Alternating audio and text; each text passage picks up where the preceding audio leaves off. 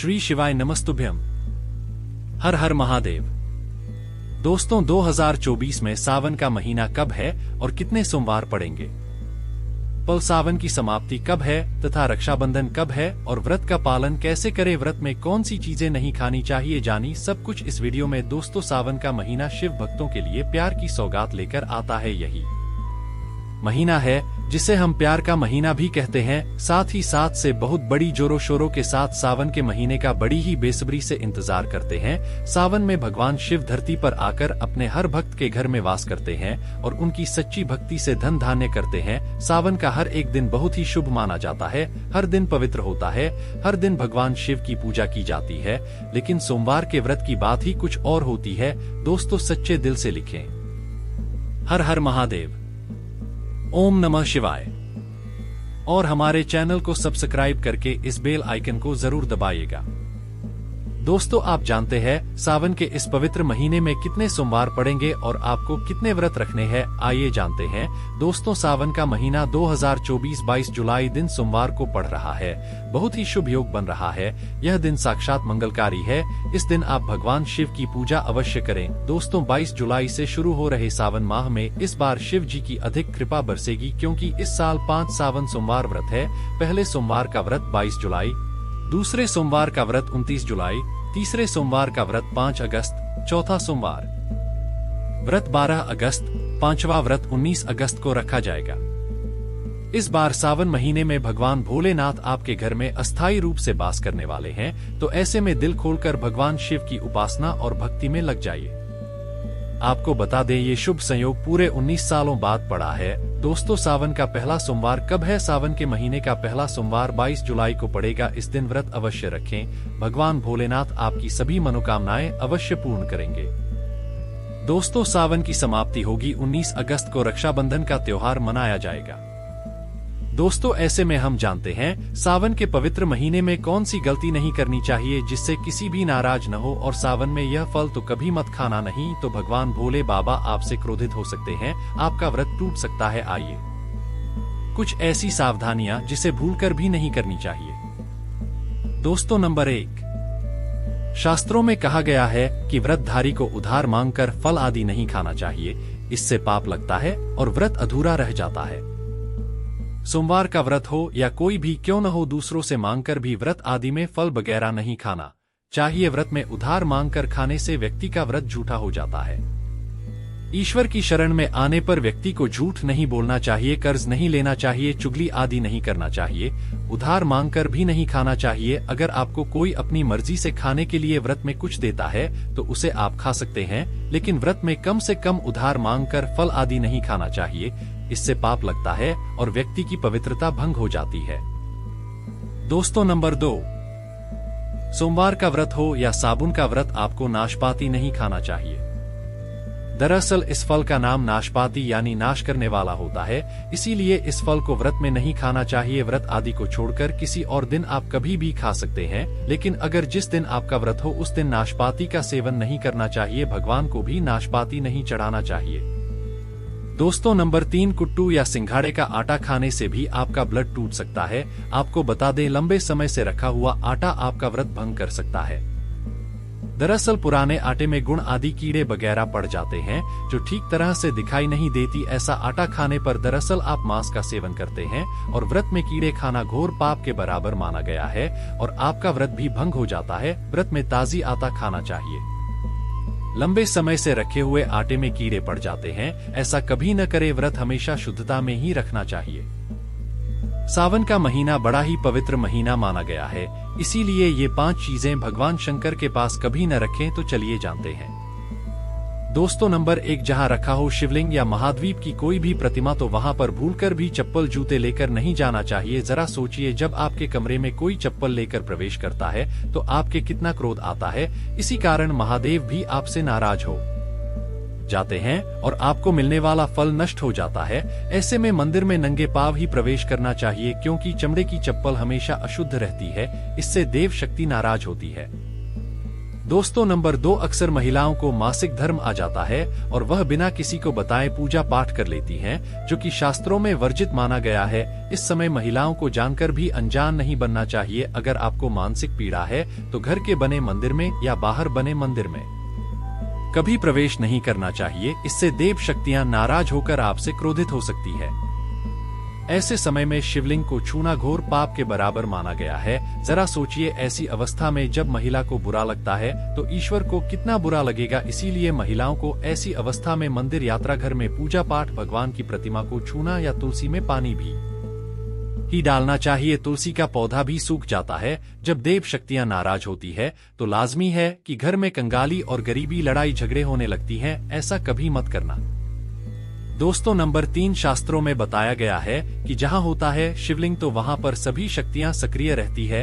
अगर घर में होता है शिवलिंग तो वह व्यक्ति महाद्वीप की कृपा सदैव पा लेता है। वास्तुशास्त्र के अनुसार शिवलिंग से हर वक्त ऊर्जा का संचार होता रहता है। इसीलिए शिवलिंग पर जलधारा हमेशा होनी चाहिए, जो ऊर्जा को शांत रखता है। कुछ लोग अपने घर में शिवलिंग तो रख लेते हैं, लेकिन वह 1 हफ्ते के बाद जल चढ़ाते हैं, जो कि बिल्कुल भी अच्छा नहीं माना जाता। अगर आप जल नहीं चला सकते तो आप अपने घर में शिवलिंग स्थापित कभी न करें, जो कि गरुड़ पुराण में बताया गया है। इससे उल्टा घर में विनाश होता है। दोस्तों नंबर 4, शास्त्रों में बताया गया है कि तुलसी और महाद्वीप का बैर माना गया है। इसी कारण तुलसी में शिवलिंग और गणेश की प्रतिमा को नहीं रखा जाता। कई लोग जाने अनजाने में शिवलिंग को तुलसी में रख देते हैं और घर में परेशानियां आना शुरू हो जाती है। इससे महाशक्तियां क्रोधित हो जाती है। शिवलिंग पर तुलसी भी नहीं चढ़ाना चाहिए। तुलसी में और शिवलिंग में कुछ दूरी होना चाहिए। दोस्तों नंबर 5, घर का मंदिर या बाहर का मंदिर, किसी भी मंदिर में ऐसे व्यक्ति को प्रवेश नहीं करना चाहिए जिसने स्त्री प्रसंग अर्थात संभोग किया हो या उसने मांस खाया। अगर आप शारीरिक रूप से गंदे हैं तो मंदिर के आसपास भी नहीं जाना चाहिए। घर के बने मंदिर में कोई कपड़ा आदि डाल देना चाहिए। जरा आप ही सोचिए, क्या आप मांस खाकर या स्त्री के साथ शारीरिक संबंध बनाकर भगवान के पास जाएंगे और क्या वह आपसे प्रसन्न होंगे? बिल्कुल भी नहीं। वह आपसे क्रोधित हो सकते हैं और आपसे नाराज हो जाएंगे। शास्त्रों में इसे घोर पाप माना गया है। इससे व्यक्ति नरक में जाता है। ऐसा दुष्ट स्वभाव मनुष्य की बर्बादी का कारण माना गया है। ऐसा न करें। देश भर के सामने हमेशा नहा धोकर मन पवित्र लेकर ही जाना चाहिए। इससे सभी शक्तियां आपसे प्रसन्न रहती है। दोस्तों सावन के महीने में महाद्वीप को ऐसे बेलपत्र कभी मत चलाना, बहुत ही अशुभ माना जाता है। दोस्तों पौराणिक मान्यताओं के अनुसार बेलपत्र चढ़ाने से शिवजी का मस्तक शीतल रहता है। बेलपत्र से भगवान शिव की पूजा करने से दरिद्रता दूर होती है और सौभाग्यशाली बनता है। इससे हनुमान जी भी प्रसन्न होते हैं, क्योंकि वे शिव के ही अवतार हैं और इस बात को शायद ही कोई जानता हो। दोस्तों पहले आप यह जाने कि बेलपत्र का उपयोग और इसके लाभ कैसे मिलते ही। दोस्तों नंबर बंद, तीनों लोकों में जितने तीर्थ स्थल प्रसिद्ध हैं वे सभी तीर्थ स्थल बेलपत्र की मूल भाग में स्थित माने जाते हैं। इस बात को शायद ही कोई जानता हो। दोस्तों नंबर, यदि बेल का वृक्ष घर के बीच या पूरब दिशा में लगा हो तो घर में धन धान्य की कोई भी कमी नहीं रहती और परिजन खुशहाल रहती हैं। कुछ तो नंबर 3, जो व्यक्ति बेल के वृक्ष के मूल भाग की गंध, पुष्प आदि से पूजा अर्चना करता है उसे मृत्यु के पश्चात श्री बिलों की प्राप्ति होती है। दोस्तों आप जानते हैं बेलपत्र से जुड़ी कुछ खास बातें। चतुर्थी, अष्टमी, नवमी, चतुर्दशी और अमावस्या तिथि को संक्रांति के समय और सोमवार को बेलपत्र नहीं तोड़ना चाहिए। पूजा से 1 दिन पूर्व ही बेलपत्र तोड़कर रख लें। दोस्तों आपको बता दें, बेलपत्र कभी अशुद्ध नहीं होता। यदि आपको पूजा के लिए नए बेलपत्र नहीं मिल रहा है तो आप किसी दूसरे के चढ़ाए हुए बेलपत्र को स्वच्छ जल से धोकर भगवान शिव को अर्पित कर सकते हैं। दोस्तों बेलपत्र में 3 पत्तियां होनी चाहिए। कटी फटी पत्तियों का बेलपत्र भगवान शिव को अर्पित गलती से भी मत करना। कटी फटी पत्तियों को अर्पित करने से शिव का अपमान माना जाता है और बेलपत्र का भी। इसीलिए बेलपत्र की पत्तियां एकदम साफ होनी चाहिए। दोस्तों सावन के इस पवित्र महीने में अगर जिस व्यक्ति को 5 संकेत मिल जाए तो इससे यह पता चलता है कि महादेव आपकी भक्ति से बहुत प्रसन्न है और आपको धनी होने से कोई भी नहीं रोक सकता। तो चलिए जानते हैं। दोस्तों नंबर 1, बैल का दरवाजे पर आना। नंदी महाराज भगवान भोलेनाथ के बाहर है। नंदी को भगवान शिव का दौर भी कहा गया है। नंदी महाराज को बुद्धि और ज्ञान का प्रतीक माना गया है।